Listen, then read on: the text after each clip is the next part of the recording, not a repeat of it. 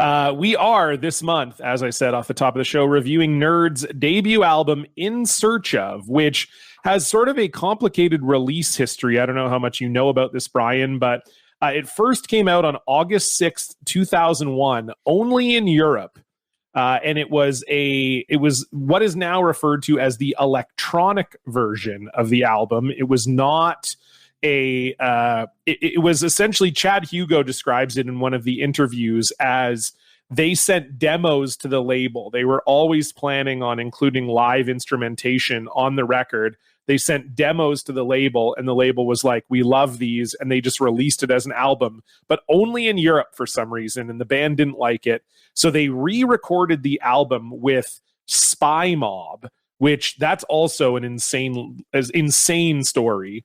And I'll get to that in a second. But so technically the official release date of the album that we are reviewing, and that does have some nu metal roots to it, it was released on March 12th, 2002. It was obviously produced by the Neptunes. It came out on their own label, Star Trek, which is a subsidiary of Virgin and EMI Records. The album was sort of meant to be a place for N.E.R.D to to kind of put their songs that they didn't feel like were worthy of the pop artists they were working on at the time, kind of wanting to do some different things. And the album performed okay, didn't blow the doors off. It's gone gold in America, platinum in the UK, and gold in the Netherlands. It peaked at number 56 on the US Billboard 200, peaked at number 28 in the UK, and then it ended the year at number 168 on the US Billboard 200. It spawned 3 singles: Lap Dance, which we have already talked about because we did that for a Y'all Want a Single episode. One of our favorite singles that we've ever covered on the show. That was the first single released. It also did decently, peaked at number 33 on the UK singles chart and number 29 on the US Hot Rap Songs chart. The second single was Rockstar, peaked at number 36 on the US Alternative Airplay chart. And then the final single was Provider, which did not chart in the US, but did make it all the way up to number 7 on the UK hip hop and R&B charts. So a decently successful album, but not obviously at the level of some of the pop stuff they were doing at the time, where I think there was one article I read where it said that at one time 40% of the songs that were being played on US radio were produced by the Neptunes, which I don't even know how you calculate that, but doesn't seem real. But anyway, that was one of the things that was quoted in one of the articles. But yeah, very popular album. Very popular guys. Pharrell Williams, obviously, still one of the more popular guys. It also won the Shortlist Music Prize, and we'll get into that when we get into the articles, because there's a very funny story associated with that. But Bryan, let's talk about your experience with N.E.R.D. Did you listen to this album back in 2002? Were you aware of it? What was your mileage on In Search Of? I saw them in concert. I know that because they played the Sprite Liquid Mix Tour. And God, that's another one of our favorite, very weird, random. Yeah. 2 weird brands. It was them and OAR. Oh, weird. Hold on. Let me see if I can find this. Yeah, I'm looking it up right now. The inaugural Sprite Liquid Mix Tour is a younger, gentler cousin to this summer's other rap rock outing, the 3-year-old Anger Management Tour.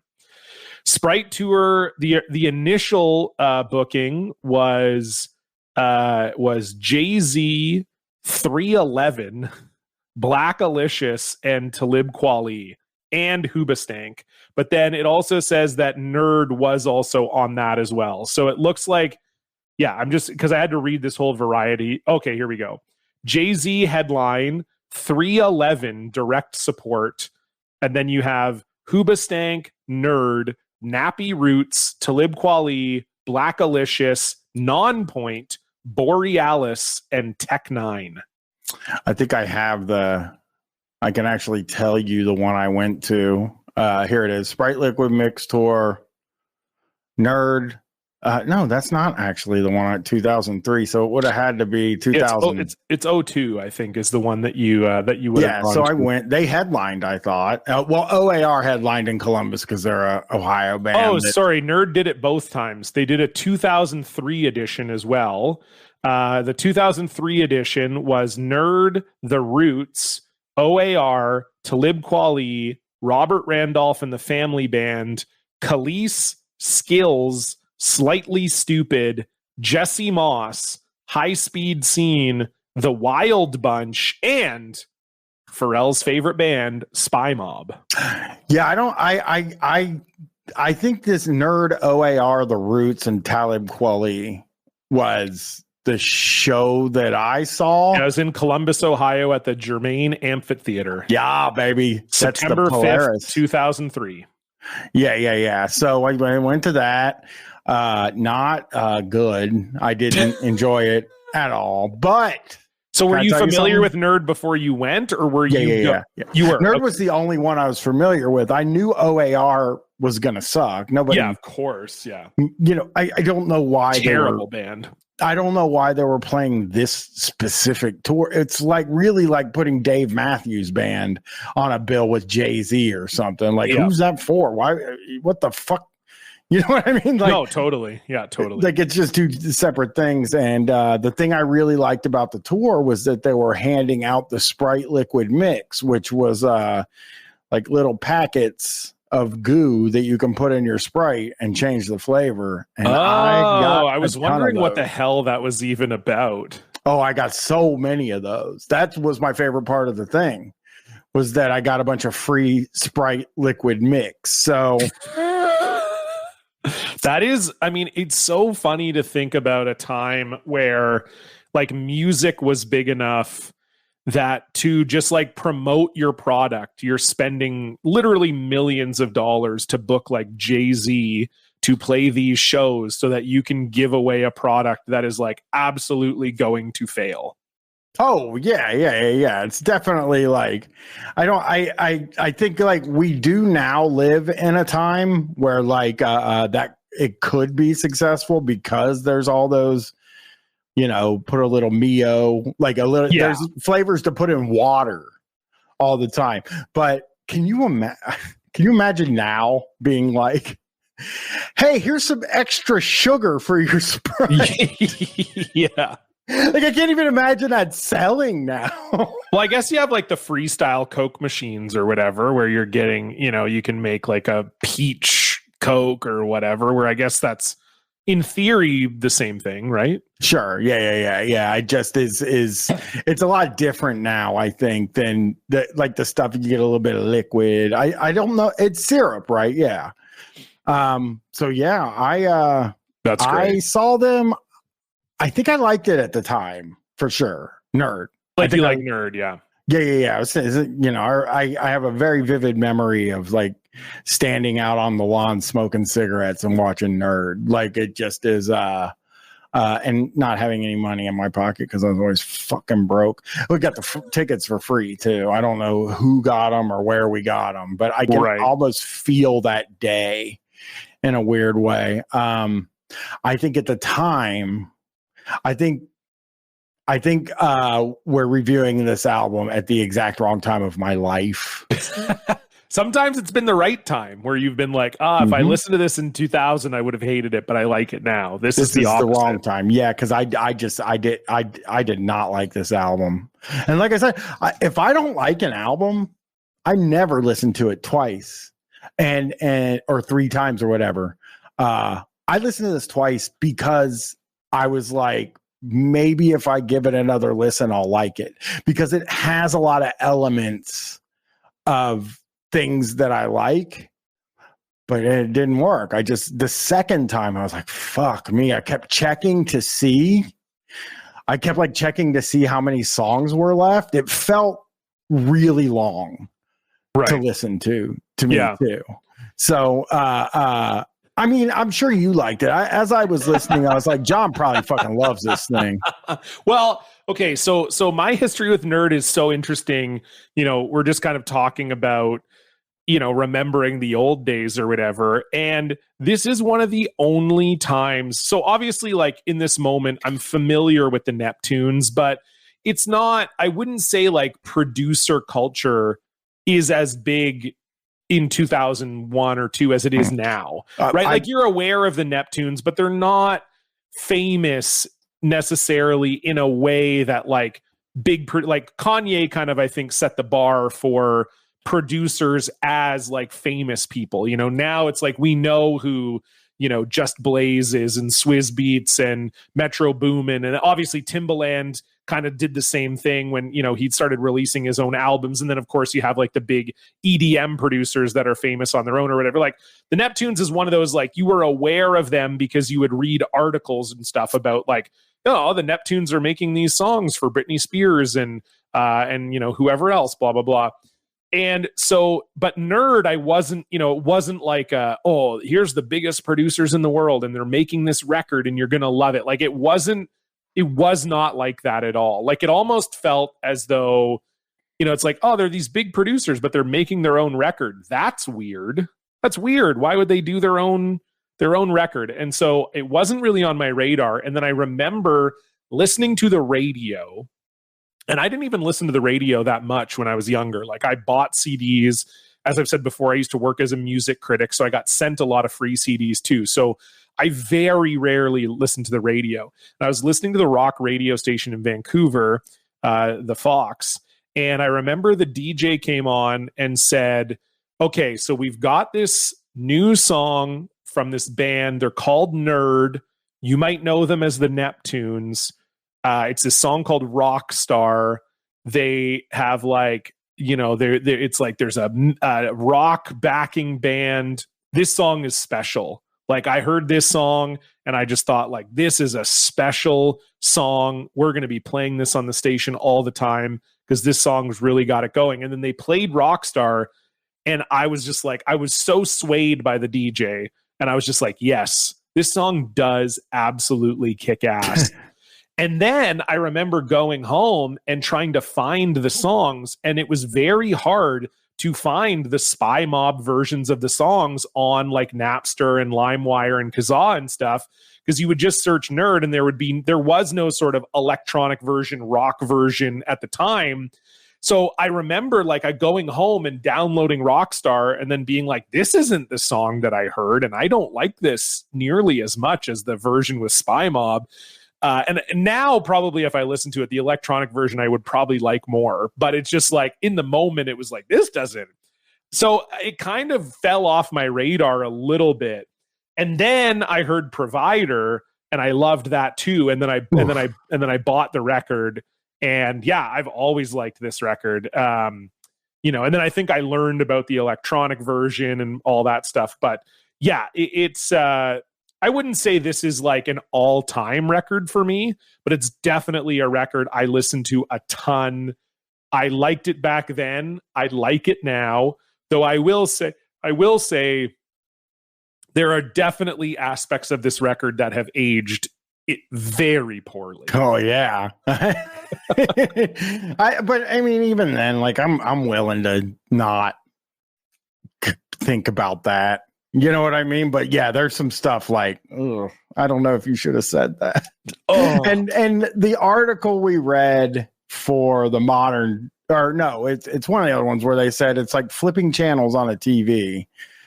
So it's not from their perspective, maybe, but it's like, I don't know, man.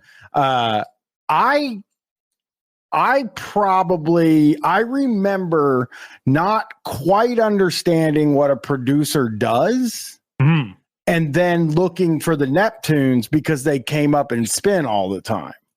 Like, I gotta find a fucking Neptune. So I'd go home and get on Napster or whatever. I'd be searching Neptunes. Nothing would come up except for like Britney Spears songs. And I couldn't quite figure out like what was going on. And then when this came out, I mean, I would say this album had a decent amount of hype when it came out. There was a marketing push behind this thing. They were in like Spin magazine, and which is the most important one to me was, anything that appeared in Spin and they said was good. I was like, oh, that's good then. Yeah, I read Spin gave this album an 8.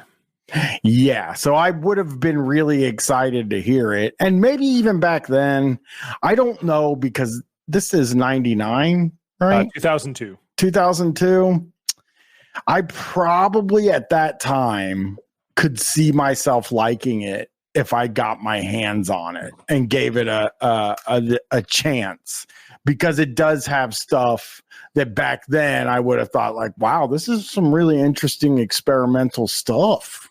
And now, though, I'm too old, I guess, because I was just like, man, some of these lyrics are fucking brutal on here. The lyrics are brutal. Man. Some of these songs are really tough. Really tough to take in 22 years later. Yeah, like I feel like with this record too, back in the day, I would think about this record so differently if it came out now, just in terms of even the concept of it, right? Because I think back in 2002, I didn't like pop music. So like the idea of, the Neptunes have written all these songs that they don't want to give to pop stars, because obviously there's inherently way more money in writing a song for Britney Spears than there is in like, hey, let's release our own album and nobody really knows who we are, whatever. Like, so I think in 2024, if you told me, this pop producer that you really like is releasing a rock album and they've gone on record saying it's going to be way different, and it's also like some song ideas that pop stars have outright rejected, I would have been like, well, I don't even want to listen to this. This sucks. Why would I care about that? That sucks. But in 2002, when I hated pop music, there was something like exciting about that. It was like, oh, these guys are big pop producers, but they also want to kind of say like, fuck pop. We've like written all these other songs that, that pop artists couldn't handle. Like, I think there was just something more unique about that sales pitch in 2002 than there would be now. Yeah. I think back then also I cared a lot about that kind of thing. Like, I don't think I'm a guy that like sits around like, caring about producers and stuff like that. At my age now, it's just like, do I like the song? Is it good? Then I'm into it. You know what I mean? But yeah, back then, I think they made this album, the reviews and stuff, if you read some of the reviews, they made it sound a lot more rock than it feels. Yeah. I think when you're listening to it, it's like, it seems like these guys think because here's my big overriding note about this.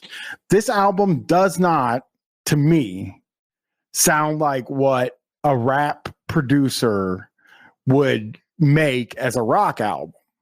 This sounds to me like what a new metal band would make as an R&B album.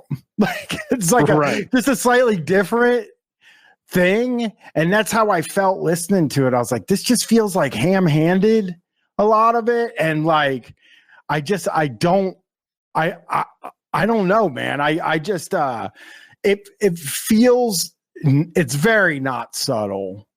And it's very obviously a guy that is thinking about rock music in a way that it really was like that back then, the kind of groupies and that whole thing. But a thing that to me now, I don't like as much. I told you I read that book Louder Than Hell, Oral History of Heavy Metal, and every chapter had a part where he was talking about, and then the groupies were fucking hot. You know what I mean? And you're just like, all right. Great. Yeah, good for fun. Well, I mean, and they did it on everyone. Oh, Fear Factory had groupies. They were fucking hot and sexy. And it's like, what do I do with that? And that's what this feels like. It feels like the same thing. Like, I can't say nerd. It feels like some dorks trying to be cool, and it doesn't track for me. It doesn't get there for me. And I know that like there's so many people that fucking, obviously love this album, and it's like I don't know what it's considered in the canon of rock music or hip hop or new metal. Like, I'm not even 100% sure if it's like a thing that people like now, that listen to it now. Right. Because like you said, you love Provider. I hated that song. Oh, that's a great song for me. Drove me up the fucking wall, that song. And then like, they say something nasty that comes in and you're like, oh, God. There's a lot of nasty business on this for sure. Like, I do think there is an element to this where, we kind of talked about this with Stone Sour, right? Where it felt like there was at least a little bit of, yes, Corey Taylor was fighting with Clown or whatever, but there was like a little bit of Corey Taylor being like, I want to take the mask off and I want to show girls my face and I want to fuck some girls. And in Slipknot, it's really hard to fuck girls when you're wearing a mask the whole time, and every interview you give, you're talking about puking into your mask and stuff. You can't get girls like that. And this feels a little bit at moments. I mean, it's obviously a very, very horny album, but I do just wonder if like that is also one of the undercurrents of this, is like, people know who the Neptunes are and they're getting written about. We're going to read some articles, like they're getting covered in the New York Times and they're getting covered in Rolling Stone. People know who the Neptunes are, but like at this moment, you would not have known who Pharrell was if he is walking down the street. Maybe if you live in Virginia Beach, but that's like it. And there's no two ways about it. Pharrell is a very hot guy. And I just wonder if part of even creating N.E.R.D was like, I want people to know that I'm making this music because I want to fuck. I want to get some hot girls to notice that, like, hey, I'm in the Neptunes, but I also, like, I can make and play music and I can sing and I can rap. Let's have sex. He comes off as more of a dumbass, though. Oh, yeah. Definitely. Like in a way where it's like, oh, you didn't hit it, dude. You're not, I know, whatever. He's cool. Or whatever. Pharrell is definitely cool, I would say. But he doesn't come off cool in this album at all. Like, it feels like, again, what a nerd thinks is cool. And like, I wish I could, for people that listen to, or for people that watch a lot of TV, The Walking Dead, I was very much into that show. Like, I was watching every season. Right. We get to the season where this guy Negan shows up, and I'm reading all these reviews about Negan. Oh, this guy's fucking cool, man. You know what I mean? Oh, you're not going to believe he's a cool villain. It's so cool. And he shows up and he's wearing a leather jacket. And he's like doing these fucking monologues. And it was the least cool shit I've ever seen in my life. And I was like, this is what a dork thinks looks cool. Right. Negan is what a dork thinks a cool guy is. He's not a cool guy. And like, I was feeling that vibe on this album where like, Pharrell's cooler than me. You know what I mean? If anybody asks who's cooler, Pharrell would be like, oh, like as a top guy, but he also comes off as like, it's hard to say, like he's got Kanye vibes to him. And I don't think there's anybody arguing that Kanye is not a dumbass. You know what I mean? Like that we look at this guy and we're kind of like, I guess he's a genius because we've been saying he's a genius for a very long time, but he doesn't come off like one to me. He comes off as kind of stupid. Now, Pharrell, when I was in my 30s or my 20s, obviously I would have thought he was a fucking cool guy. Totally. Great style. You know what I mean? Great style. He was like, I'm a skateboarder. I'm like, absolutely, for sure. But now I don't think that. Like, my mind, it's like, I don't know. He just seems like, and the articles we read didn't do him any favors. Oh, the articles are tough. Like, there's some stuff in these articles that, like, when I see it, I'm like, ugh, I cringed a lot. It's tough, but also, like, you can understand if you're, Pharrell at the time is probably what, like 25 or whatever, 28. Okay. So if you're like 28 and you're Pharrell and you're like a hot guy and you're making millions of dollars, producing records, whatever, like, I can get it. Yes, you and me both.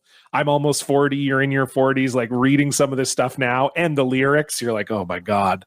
But if I was 28 and was rich and was given carte blanche to make whatever kind of record I wanted to, then yeah, I'm probably making a record about, let's have sex and sucking and fucking, Now, the other weird thing about this album, I don't know what the fuck is going on, is that there's some innuendo in this album that I don't think plays out the way that Pharrell thinks it does. Like, I'm not the first person to bring up "I dare a motherfucker to come in my face." Yes, sounds like he's asking for somebody to jerk off on his face.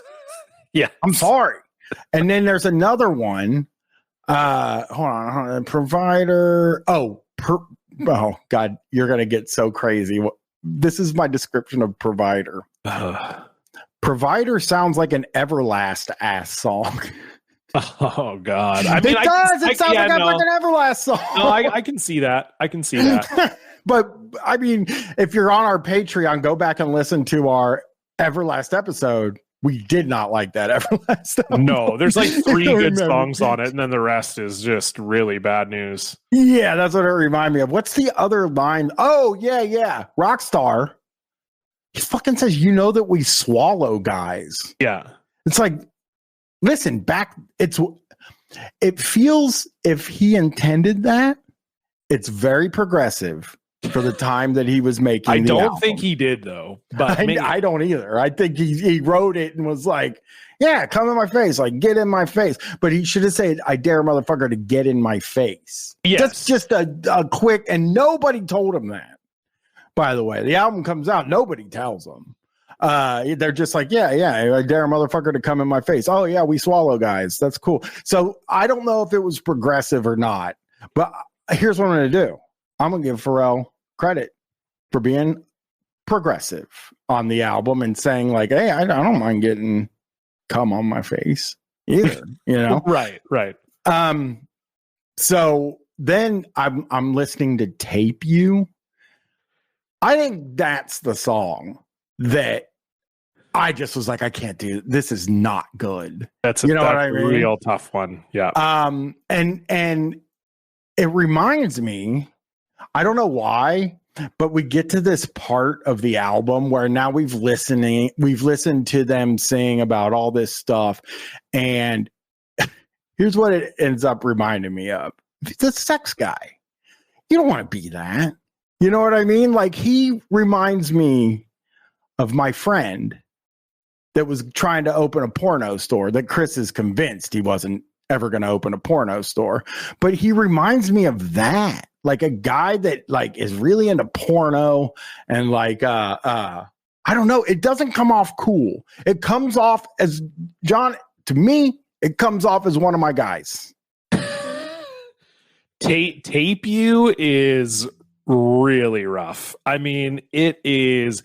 And the thing about Tape You that kind of sucks is like, I like the song, like the music, the music of the song is good. It's one of my, I would say it's, in the top 5 of tracks on this album for me, but it is just, I mean, yeah, he's essentially, I guess, convincing 2 women to have, to hook up, and he's going to film it.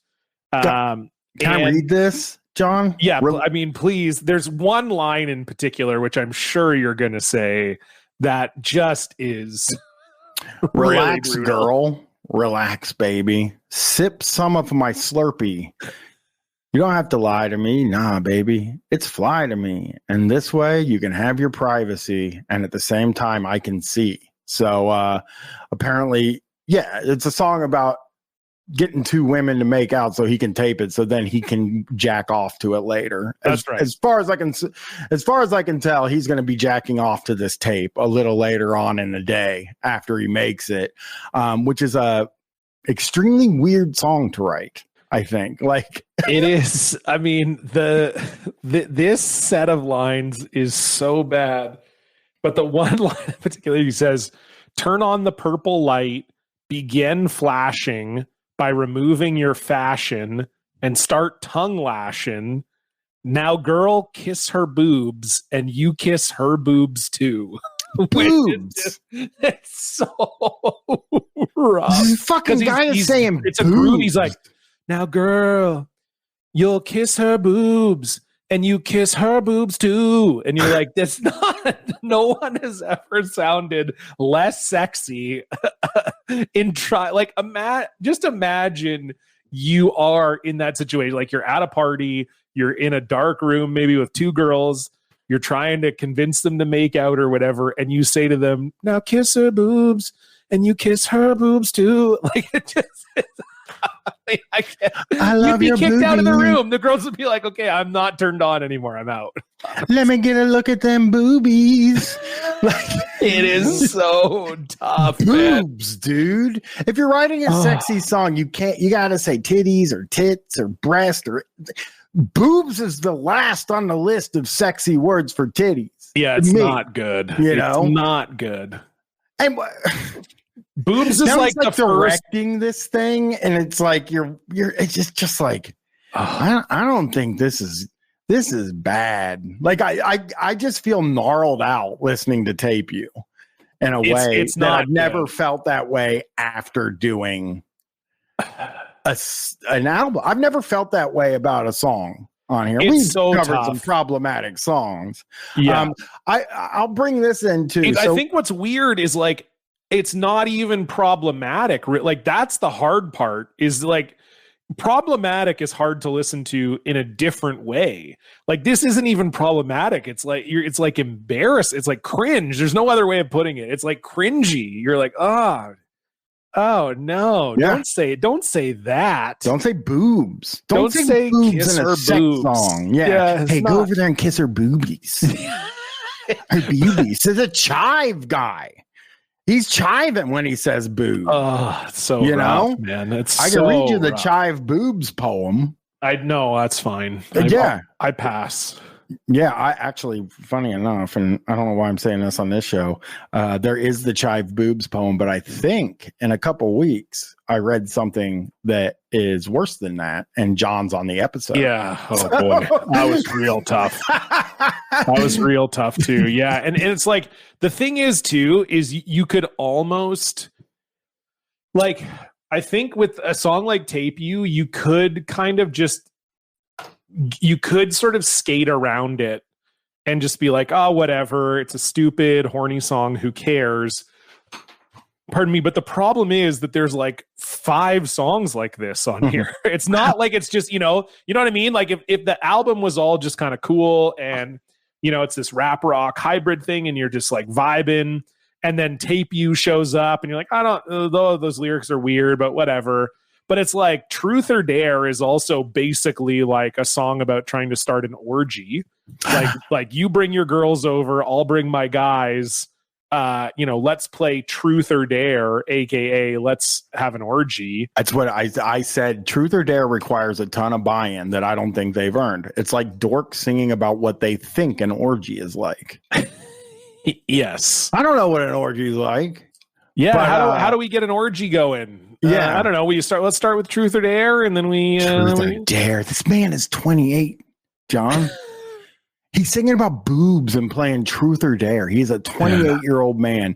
We goof. And listen, we goof on Jonathan Davis for being 27, 28 years old and crying about his mom and stuff like that. So this is fair game. Truth or Dare, not good either. Me and my dogs will be there. Tell your girls, prepare to share. We'll play the dancing Truth or Dare. If someone's standing there, stare. Say, hey, baby, what's your name? Don't stand looking insane. Do you want to ride the train? Welcome to the fast lane. If you're in love, beware, because these people, they don't care. All hands in the air. This is what we call Truth or Dare. Bad song. Just not good. Didn't like it. You want to ride the train. Again, I think it's a good beat. It's a good song. Khalees is on it, who I like. Pusha T is on it, who I like. It's just... Brains is another one. It's about like getting sucked off. He's like asking if a woman will suck him, or if he really loves the woman, or if he loves her when she sucks her off. Yeah, totally. And that's what I mean. There's like a lot. Again, like I said, it's not if any of those songs were the only horny song on the album, you'd probably excuse it. But when it's like 5 songs that are just like, let's have sex, let's have orgies, I want to film you two fucking, whatever, you're like, this is not sexy. It's too much, baby. Too. It's too much. Poison is more sexy than anything on this album. It's fucking crazy. And it's funny because I used to talk, I wanted to be in a band so bad. I wanted to be a guy in a band. And I used to talk about, the ideal music for me would be something heavy, nu metal with R&B, like Usher or something. Sure. This is, listening to this today, it feels like what the attempt was here, and I was wrong. It's actually not good. It's not a good idea. Do you like the music? Like, do you think you could get around it if the lyrics weren't so weird? It's not just the lyrics. I honestly, I found it boring too. Like I found that I was bored listening to it. And listen, you'll be like, hey, you were probably looking at your phone. Actually wasn't looking at my phone when I listen, because when I get up and take my walk, it's basically a jog at first for the first 5 miles. I'm moving very fast. I can't look at my phone or anything like that. So This got my undivided attention today. Right. And I just, like I told you, I kept checking to see what song we're on. Hey, what song are we on? Maybe we're almost done. It's too long too. It's too long because a lot of it feels very meandering. I felt like there was a lot of stuff that was just like, you didn't need that. You didn't need that. Mm-hmm. Like parts of songs and shit like that where I was just like, fuck me, man. What is happening? I mean, and the line in Brains Brains is the first song where I was like, I actually don't like the chorus. Brains or whatever that is. Right. But there is a line. Do I really like you, or do I really like your brain? There is a line where I discovered that this is like not something I'm into, and he's rapping about getting his dick sucked or something like that. Shut up.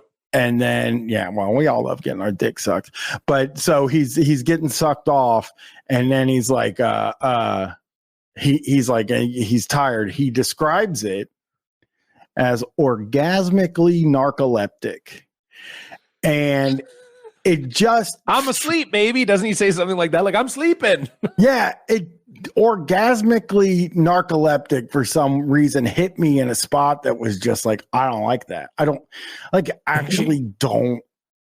like those words together. I don't think it's clever. And it reminds me of like it reminds me of like the David Simon fuckwit shit butt or whatever they call each other, whatever they call you, when it felt Reddit. Orgasmically narcoleptic felt very Reddit to me. Now, can't call N.E.R.D Reddit because Reddit wasn't around. Right. But I am hereby, this is my last thought on this album, I am hereby declaring N.E.R.D to be a chivecore band. Okay. Chivecore. Okay. I mean, I guess a little bit. It's pretty horny. Chive wasn't around back then, no, they predate the chive, John. No, I understand. And I don't think they're bad. Like, no, actually, he is a bad guy, kind of Bill Murray.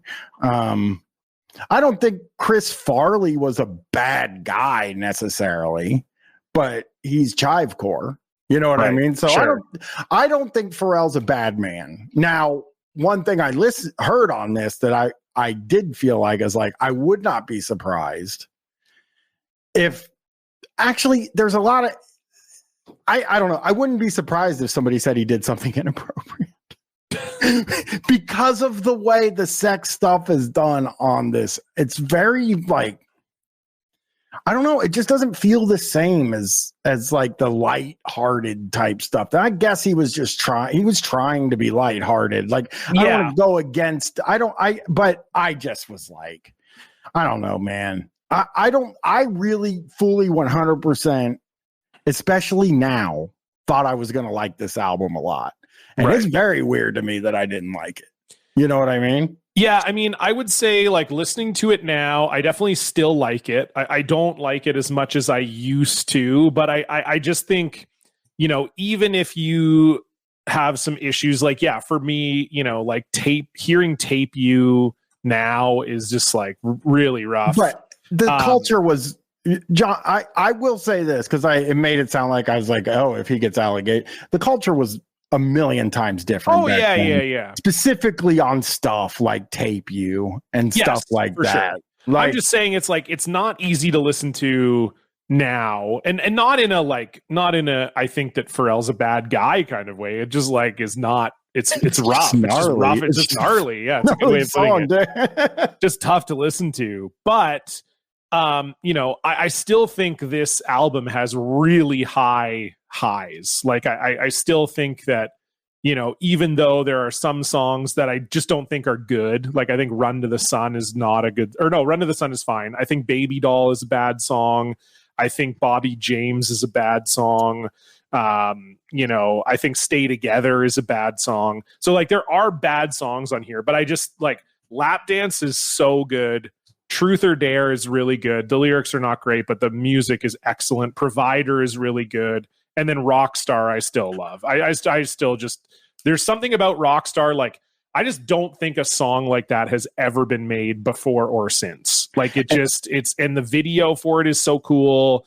And it just, to me, that is like a top tier nu metal song. So it's impossible for me to say that this album is bad. Yeah. It's wild to me because in the context of the album, I liked Lap Dance less than I did if I had just heard it as a single. Like I was like, I just don't like any of this shit. You know what I mean? Like in my brain. And like maybe I'm grumpy. I don't think I'm grumpy today. Maybe I just don't like it. I mean, not everything's for everybody. And I'm sure most people will be on your side in that this is like a really good album. And look, they're talented guys. I don't think they're not talented or anything like that. I felt it was corny to me, which can happen to stuff. They say that a lot about comedy, right?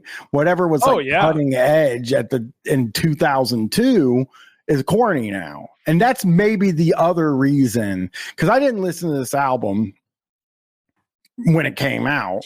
So also it could seem corny to me just because it's old. You know what I mean? So I'm willing to give it some credit. I didn't like it. I think there's really definitely like a part of me where liking it now is still definitely colored by how much I liked it back then. Yeah. I mean, there's no question about that. And I mean, if you didn't, I think for sure, like, I think the album is like, it's a little messy too. Like the Spy Mob thing is so strange. I don't think it's in one of the articles I sent you, but just like reading about their involvement, like basically like Spy Mob was not a big band. They were like a Minnesota band, and Pharrell heard their demo. Like they didn't even put out their debut album until 2004, and they put it out on Star Trek. So like Pharrell basically made them famous. And he heard their demo and was like, this is the best rock band in the world. Yeah. And I listened to some of the Spy Mob songs from that debut album. It's not good. I hate that guitar tone that they used on this with Rockstar and Lap Dance. I think there's another song. I hated that guitar. Fine. That's fair. And let me just say, because I didn't listen to any Spy Mob, I assume that like every one of their songs has that guitar. No, the Spy Mob stuff is weird. It's almost like funky. It's kind of like a groovy, like they're almost sort of going for like a neo soul groovy type thing. So it's weird, but it's just strange to me that Pharrell, like they were sort of surprised that the label liked the electronic demos. And then when Pharrell heard Spy Mob, he was basically like, these are the guys. Like, we got to get these guys. And they talk about it. Like, they're interviewed in the retrospective article, the Spy Mob guys, and basically said, like, Pharrell just called them out of the blue, was like, I heard your demo. I think you're the best rock band on earth. That's great.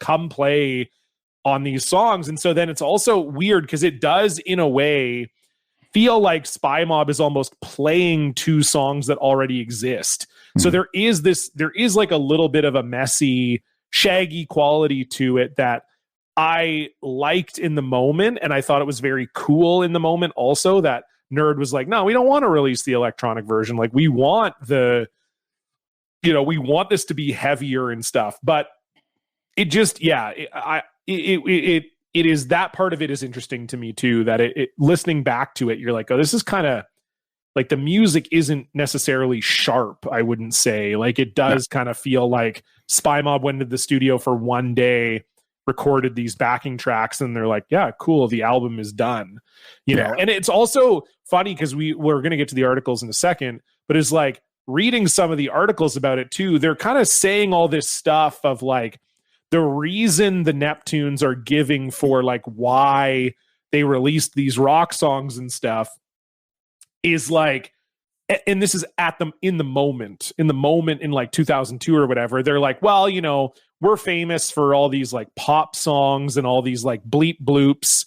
And we wanted to show people like we're more than that. Like, we wanted to make a rock record. We wanted this to be like clearly different from the pop stuff they were doing. And I just think that's a lie. I think they were like, oh, nu metal's really popular. Let's try to be popular. And I thought it was really interesting that in the retrospective article, and this is in Complex, this came out March 14th, 2022 by Brenton Blanchett. The search continues, reflecting on 20 years of N.E.R.D's debut album. Chad Hugo admits it. Like, in none of the early articles do they admit this, but he says, after the first version, a goal of ours was to try to get played on rock radio, places that would play Linkin Park, Cypress Hill, Limp Bizkit. We met those guys and were inspired by music like that, people who had embraced hip hop. So we just wanted to see what would come out of it sonically, because as producers, we would demo up stuff and make the music and shop it to other people, and those would just be considered demos. It was astonishing that the record label accepted the first album as if it was a final copy, but to us, we thought it was a demo. And so that is also interesting to me, that they're kind of saying like, look, we've already got pop radio covered. How can we get on rock radio? Let's just get this random band from Minneapolis to play on these songs. Yeah. I do have one other, I wrote something down like, they do have one thing nu metal on this album that is almost a requirement. They use the word rearranged, which every heavy metal band that raps uses the word rearranged. Every single one. That's like the most nu metal word in the world for rap guys. That's why, and it's so sick that Limp Bizkit took it and made a whole song. Yeah. But it is like any guy that rapped back then was like, get back, rearrange, let's get back on track or something like that. So they did use that. I was very impressed with that. They knew what it would take to get on rock radio. I don't think this ever got on rock radio in the United States, though. Oh, really? Yeah.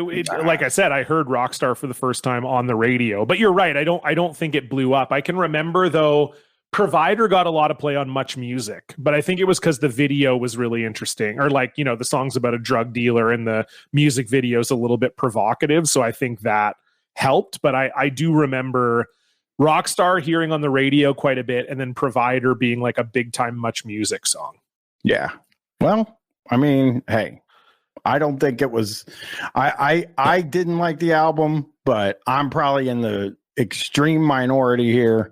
Let's do some articles, man, because this is what I gotta get into. Oh yeah, these articles are bananas. This is from Rolling Stone. Okay, there's lots of great stuff in here. This is Q&A Pharrell Williams of N.E.R.D by Gavin Edwards, July 4th, 2002.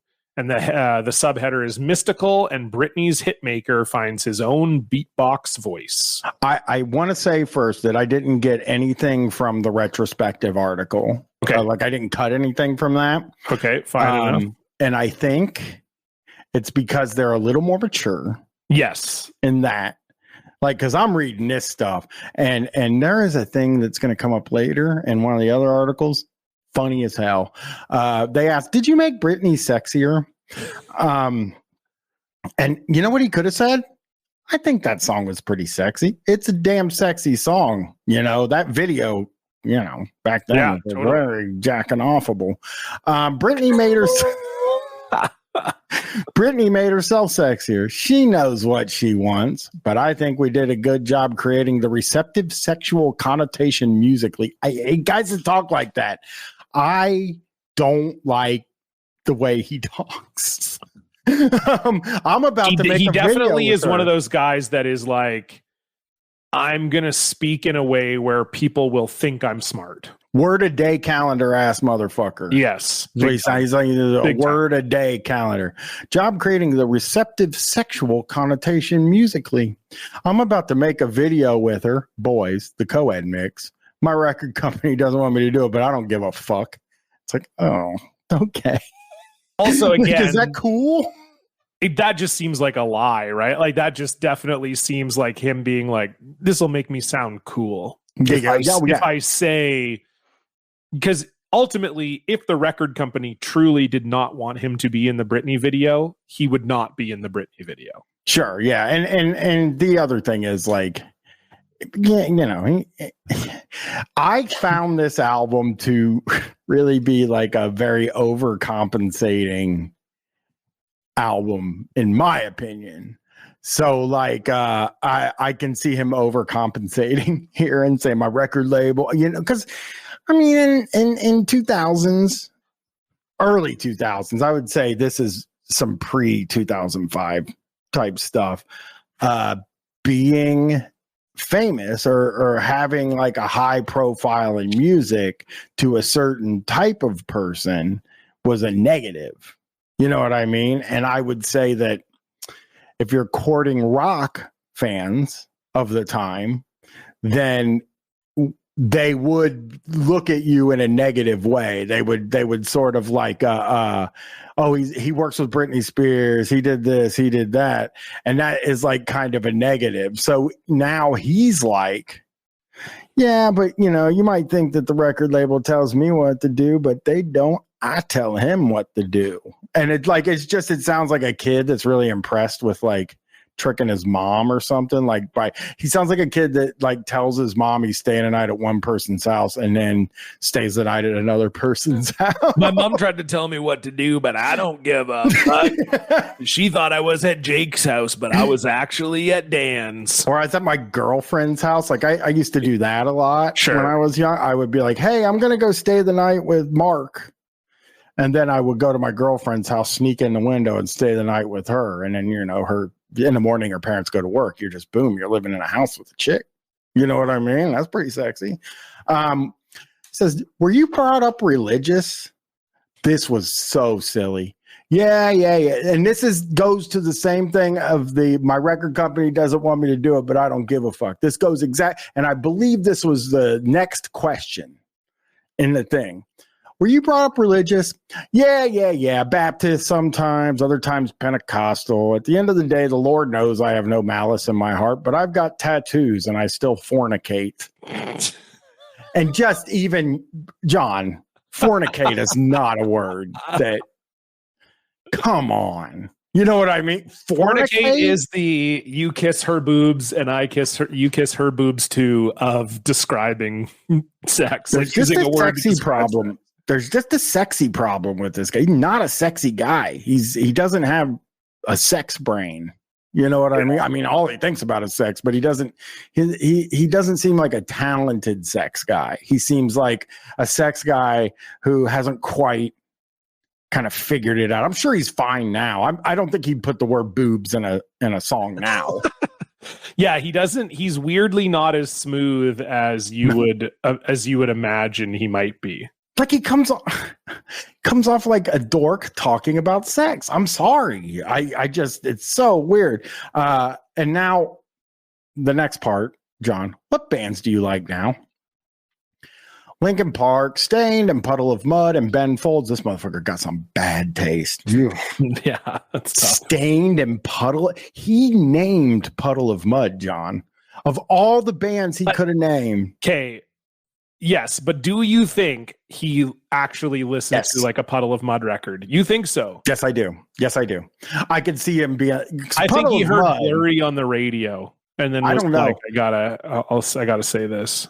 It's such a rock album that you could see a guy who's maybe dropping in on modern rock music at the time, being like, this is what rock music is. I mean, you listen to She Fucking Hates Me. I don't see how you wouldn't listen to the whole album. I've listened to the whole album and it was not good. But he goes, everybody else is doing one-dimensional stuff except the Strokes and the White Stripes. I love the White Stripes' sense of rebelliousness. So inventive, and their brother and sister.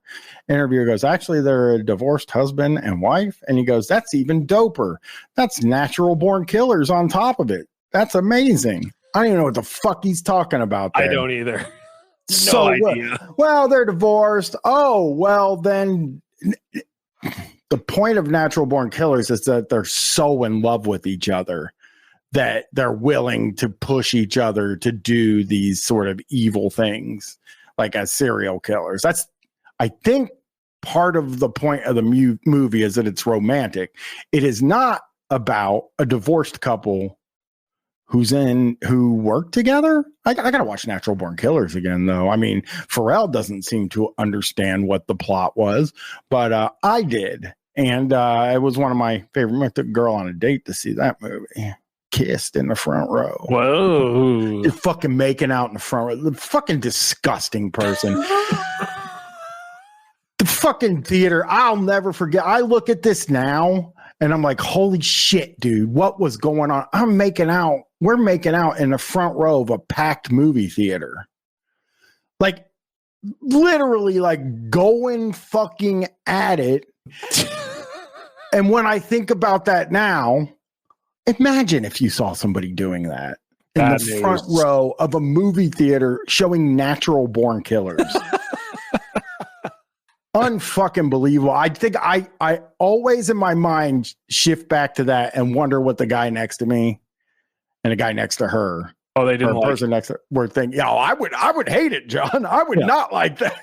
They hated it. Yeah. Go ahead. Because do girls hit on you a lot? And that's a good question to ask, Ralph. It is a good question. And this is where we are getting a sense that he maybe is not a smooth sex guy like you might think, given his like appearance and, you know, his success. He's not a Lothario, John. No. I don't give him a choice. Bad line to say, but we're just going to get past that. Yes. I jump all over them before they can decide whether they like me or not. Now, here it comes. And we have read articles about the dumbest men on the planet. Korn. Those guys are fucking morons. You know what I mean? Yeah. And I don't think Korn would say something like this. It makes zero sense to me. He goes, if I like a girl, I tell her I have a good job and I work very hard. I say I make $20,000 a year and I'm a good guy and a humanitarian. Then I'll tell her that I'm willing to go jogging in the morning and I'm willing to learn how to cook. Pretty funny, right? No. Not funny. Funny is the opposite of what I thought. Brother, you should tell a girl, hey, do you like the song I'm a Slave for You by Britney Spears? I wrote it. Dude. You should say that. Why does he say I make $20,000 a year? Does he think? I don't know what he thinks. Is it because he's like, I don't want him to know I'm famous? It's like, dude, that's what you have going for you. So much of what you have going for you. The money and the fame. But I love the line. I tell her I'm willing to go jogging in the morning and I'm willing to learn how to cook. Pretty funny. It seems to me like he's the next line being pretty funny, right? So he's lying about that stuff? Like he's not willing to make changes for a woman, you know? He does end up saying he's got a girlfriend, but I don't know, man. He doesn't seem like a girlfriend type. But that was the pieces from Rolling Stone. Oh, I got another one from Rolling Stone.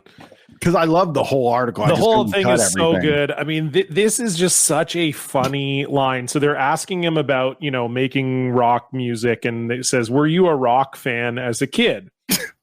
I've been a Michael Jackson fan all my life. Yeah. Okay. First of all, that's such a funny response to the question. Did you like rock and roll? Stevie Wonder too, also not rock and roll. No, and Queen. Yeah. Okay, there we go. Ugh, when I was the kid, worst possible. Yeah.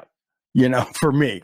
When I was a kid, you watched MTV just to watch it, and then it's got action brackets. Sings fragment of Yes's "Owner of a Lonely Heart." So weird dude, man. Then in the 7th grade, we moved to suburban America and I started hearing Living on a Prayer, all that shit. Good music is good music. I still think Axl Rose is one of the biggest rock stars we've ever seen. I would love to sign that guy and put him on the road as a dope ass acoustic act. So he listened to Lies. Who is thinking like I got to get Axl Rose on an acoustic tour? Then he says, who's that kid who sang I'm a cowboy on a steel horse I ride? Interviewer says Bon Jovi. That kid is sick. He's still sick. It's like that kid, Bon Jovi, is like 10 years older than you, brother. 40 when you're talking right now. About? Companies don't think that's still relevant, but kids are dying for it. In the 60s, 70s, and 80s, there was colorful rock and roll. Think about Steppenwolf, the Pusher, action brackets. He performs an excellent 30-second version of the song. That's rock and roll. If I can beatbox it and you can feel it, you know the original composition must be bestial. Now, money and the idea of financial security, that's a cancer to music. There should be more to rock and roll than just rapping and screaming. And don't have angst just because you're being paid by the corporates to do that shit. So it's very funny to immediately go from, hey, don't pretend to be angry because the record labels think you should, and then say that your favorite rock bands are Stained and Puddle of Mud. And Bon Jovi. Who's that kid Bon Jovi? Who's that kid who sang the Steel Horse I Ride song? Listen, he's insanely right about Bon Jovi, though. In that, because he was I don't think Bon Jovi has ever been a guy that people are like, I hate Bon Jovi. No. I don't think that ever happened. People were just like, Wanted Dead or Alive, Living on a Prayer. Oh, he has so many great songs. Yeah, and they're never going away, and they were never looked at. So I think he has in his mind, I think he kind of understands classic rock in a way. I don't think he knows anything about any of the bands. I don't think he's looking into them or anything like that. And he's right also about the MTV thing. I had actually been thinking about that recently about because, I don't, maybe it was something we talked about on Guys or something like that. I don't know, but it was like, what did you watch as a kid? Like that my friends had all these memories of these cartoons like X-Men and stuff like that, like all these cartoons, these action cartoons, and like I was watching MTV and that was all I was watching. It was like I come home, turn it to channel 49, which was MTV, and I just sat and watched that fucking channel. I didn't care what music was on. If it was a song I didn't like, I just fucking left it on and watched the video and complained about it. And like, he's totally right about that. And he's totally right that like we would be in a much better spot in this world if we were forced to sort of, I don't know, listen to stuff we don't necessarily wouldn't pick, because we don't have that anymore. That's gone. Totally. I don't think any kids are doing that. I think that everything's a playlist. I mean, obviously, I think that radio has been replaced by playlists on Spotify, but I don't even think kids are really listening to like Rap Caviar or anything like that. I think it's just songs they like that their other friends like that tell them about. And that to me maybe is why rock feels so stagnant. Anyways, nobody listens to anything they don't want to hear.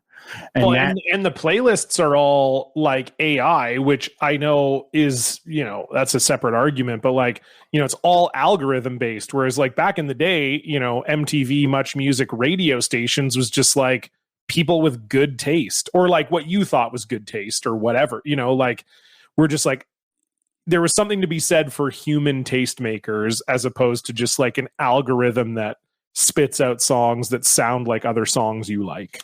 Yeah. And he does. I mean, that is one thing, is that like you're not going to get a lot of stuff like this. I talk a lot about how kids are like way more open-minded now to like older songs, and Gwen's really into Mazzy Star and stuff like that, which is stuff that is from the early 90s or whatever. But there is just, I don't think a lot of people are stepping out of their comfort zone. And I don't think a lot of artists are doing that. So I think we're getting a lot of music that sort of sounds the same now. So, I mean, I kind of agree with him on that. But I also think he said, I forget what he said in there, but it was very stupid. He had a line. Then I went to the New York Times. You got any more from the Rolling Stone? No, but I have one more from the Lexus or from the Complex article, just to wrap that one up, because I thought this was just very funny where, we get this a lot where bands kind of, refuse the new metal tag or whatever. And this was just funny to me because they're kind of like doing we made a lot of music that was being played in clubs, but we didn't go to the clubs, and we were just like, so it says it wasn't meant for clubs like their inescapable radio smashes. In fact, Hugo remembers going out at night and deciding that nightlife bangers would become pretty much the antithesis of nerd sound. Quote, Pharrell had the Lexus at the time, and we would just vibe out, man. And we would go to the clubs once in a while, but we wanted to do our own thing outside the clubs, he says. We made music for the clubs as the Neptunes, but I think we were just making stuff that was another dimension. We tried to make another world with N.E.R.D. The experience was all experimental as far as we were just making music, having fun, enjoying each other's company, making music at the same time, and making interesting records that people hadn't heard of. And so that totally felt to me like they're ducking the club allegations. We don't just make club music. So we were in Pharrell's Lexus listening to songs, dude. Listen, John, if you're a new metal band, you cannot be considered the thing that people call you ever. No. It doesn't matter what it is. Yeah. The New York Times had an article, 2 heads for music, 5 hits a week. This is from by John Perellis, March 10th, 2002. Maybe we're going to hit one of people might remember the bonus episode where Fear Factory is talking about having strippers on their bus. Yeah. And it's very clearly staged. They hired porn stars to come and dance on their bus for 5 minutes. Now, I think we have something in that vein here. Okay. What number's on Brittany, Mr. Williams? So he's on the phone. Yeah. He's on his Bluetooth, they say. What number's on Brittany? Mr. Williams asked one caller. Wow. We did it, and it's hot, and I like it, but I don't love it, he told someone else. You only get the magic out of us when we love it. And then he takes another call. We need to go to the streets with that, but we've got 2 records, and y'all need to know that's a crossover record, and we need to do a video. Another call. Hey, baby, I'm working at the moment. Can you call me back in 20 minutes? All right, sexy. I can't prove this, but I think some of those phone calls were fake. I can't fucking prove it. I'll never be able to.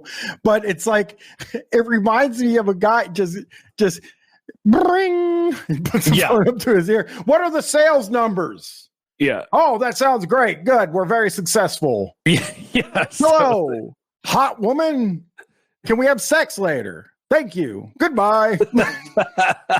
We need to write a song that's 10% more sexy to get it in the club. Like, is what it felt like he was doing. I think the writer knew that. It reminded me of one of my favorite podcast quotes of all time is from your favorite wrestler, Bryan, Chris Jericho. And he was talking about Fozzy. And he was like, people think that Fozzie's just like a side project for me, or I don't care. He's like, I'm obsessed with it. He's like, and I'll call our manager and I'll be like, how many tickets have we sold for this Fozzie show coming up? And the manager will say around 800. And I'll be like, what is that information to me? What does around 800 mean? Is it 790 or 812? Because that makes a difference. Like, I want to know the exact up-to-date numbers. And I'm like, how does that make a difference? How does it make a difference whether it's 790 or 812? It totally reminded me of that, of like, yeah, Chris Jericho, are you calling your manager every day and being like, I need the specific numbers? Like, give me the numbers. Also, what stocks am I invested in? Yeah. Apple, great. Windows, perfect.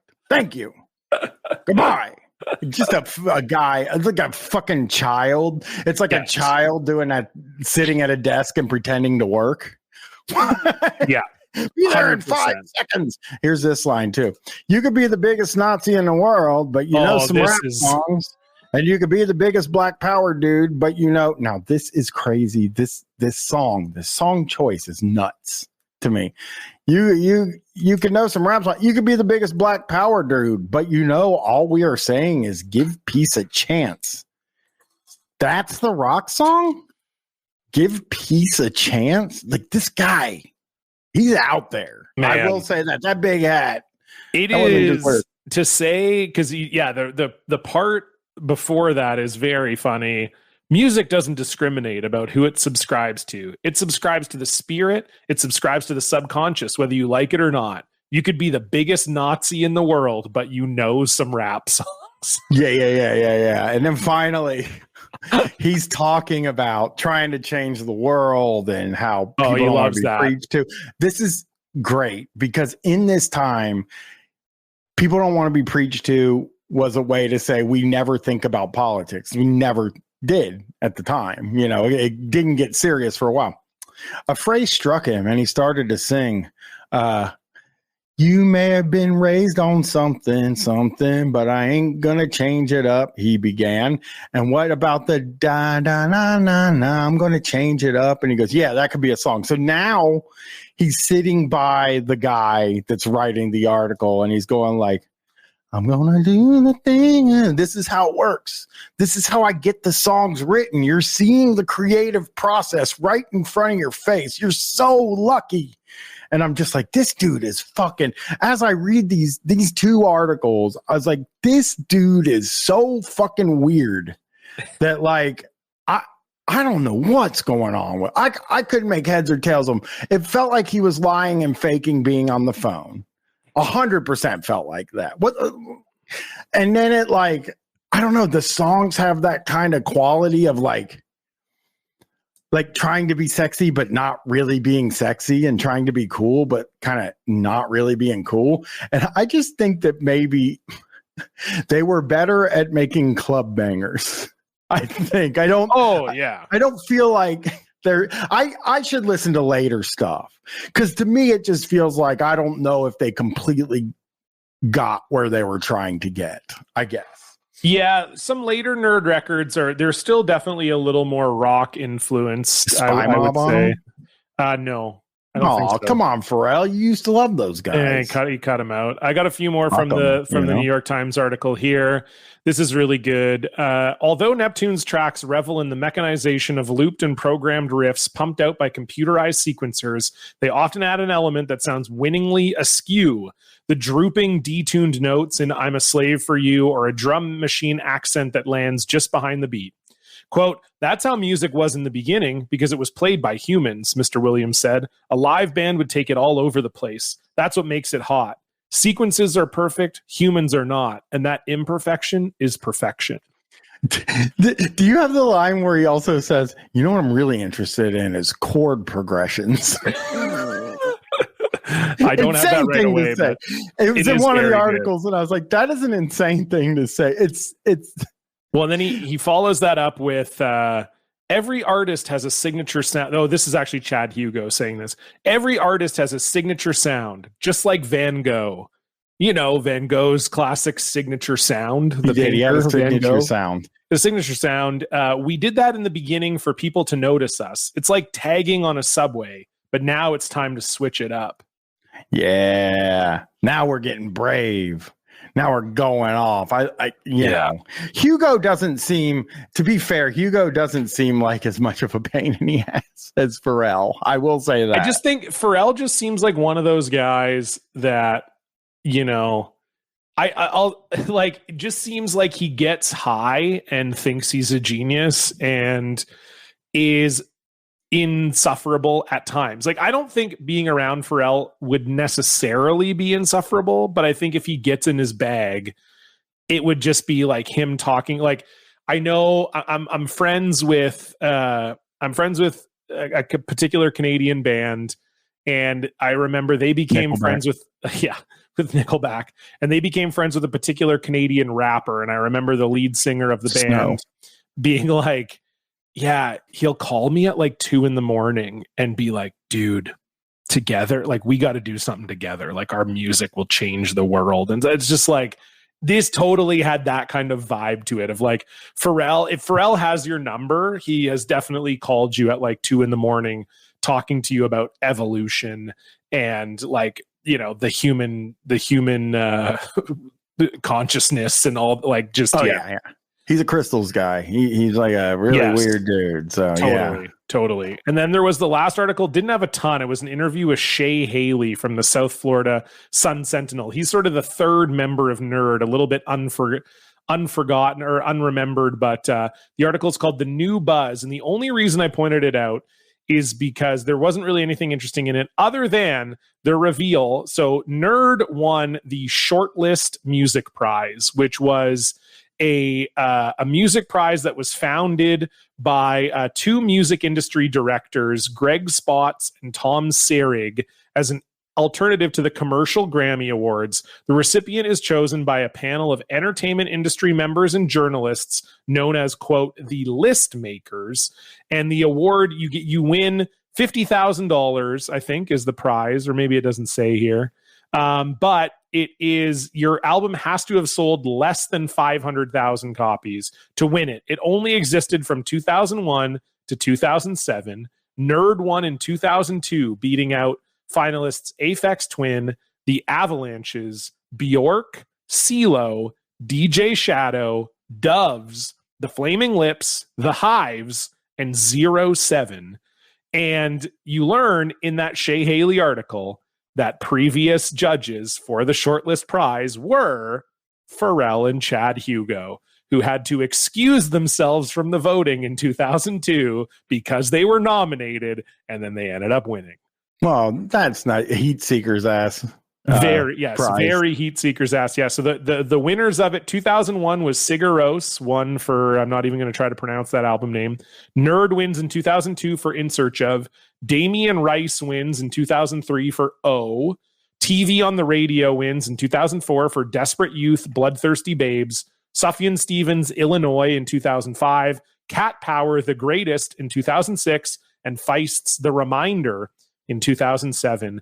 And In Search Of and Reminder both went gold in between being nominated and winning the award. So by the time they won the award, they were actually no longer in the spirit of the award anymore, which is very funny.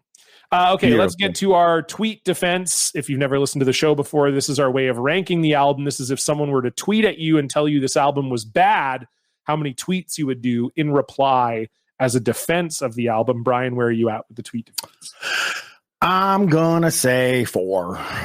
Oh, wow. Okay. A 4. It's not the worst thing I've heard. I just didn't like it. You know what I mean? So it's below average score, I would say. It's not Puddle of Mud or Crazy Town. Rest in peace, Shifty Shell Shock. Yes. I would say I'm probably a 4 as well. I liked this album in the moment. I still like it now, but I do think it has aged in a way that is not very kind. And I just think that it is solid. I'm sure I will listen to the singles a bunch more times in my life. Am I ever going to listen to the song Bobby James again? No, I am not. I'd probably go 4 as well.